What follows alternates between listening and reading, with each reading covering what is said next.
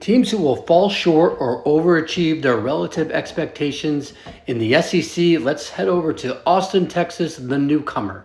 Last year, they're coming off a college football playoff appearance. A lot of expectations going into this year. They'll probably be pre-ranked in the top five, going into the season. I think what their expectations will be this year will be to compete and win the SEC and compete for the national championship. Now, I think I'm a little lower on Texas than most folks are this year. They're really highly rated. I think they're second favorite to win the SEC behind Georgia this year.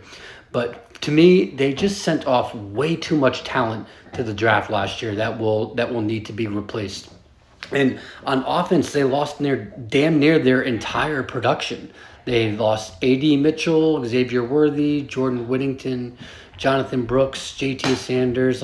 They lost so many guys on offense that they'll need to replace, and that was a lot of their production. And on defense, they were losing their two big studs up front, Byron Murphy and T'Vondre Sweat.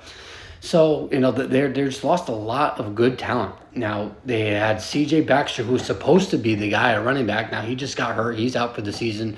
But they do like Jaden Bloom to come in at their running back spot. But now that becomes a depth issue. So who's behind him?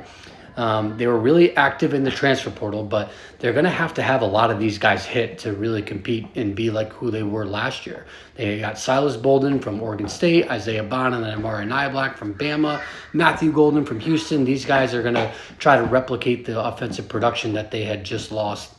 And on the defensive side of the ball, they brought in Trey Moore from UTSA, he's edge guy, and Andrew Makuba from Clemson, who was great. So that's a really big get for them. Now, they do have an excellent O-line anchored by Kelvin Banks, and they got another year of development from Quinn Ewers. But they're going to find out early who they really are. They're going to be tested in the big house. But the rest of the year, they have a pretty favorable SEC schedule. They got no Bama. They got no Ole Miss. They got no Tennessee. Those are some of the top teams that are, favored to be the top teams in the conference. They do host Georgia. They're at A&M, which is going to be a renewed rivalry. Everyone's excited for that. And they're neutral to Oklahoma, who they lost to last year. Out of conference is a breeze. They got Colorado State, UTSA, and ULM. So and the rest of their conference schedule really isn't all that impressive either. They got Mississippi State, Vandy, Arkansas, Kentucky, Florida. It's the bottom of the conference. So they do have a pretty favorable schedule, and that they'll need to take advantage of this due to who's not on it really. So they're going to be ranked in the top 4 to start the season, but by the end of the season, I don't think that they'll be up there. Flip it over. Let's go to who I think is going to overachieve. We're going to go to Knoxville in Tennessee. So I think their expectations are probably to, compete and get to the SEC championship game and maybe get an at-large bid to the college football playoffs. Now, if Nico clicks, watch out. This team can be putting up 2022 Hendon Hooker numbers. I think that they have a better collection of talent on offense this year than they did even that year. I think they'll also have a better defense this year than they did the past 2 years. So Nico is the key to this team's success.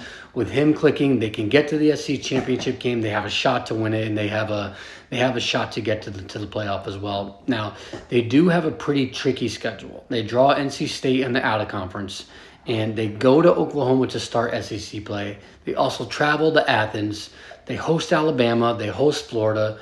So they play some of the top tier teams in the league. But if Nico was playing at a Heisman caliber, which really isn't crazy, I think he's in top 10 of the odds at the moment.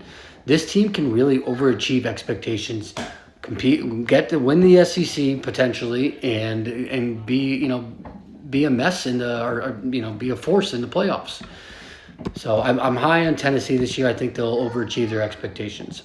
Follow Big Body Ball CFB on all socials. You can also check out the full video on the YouTube page.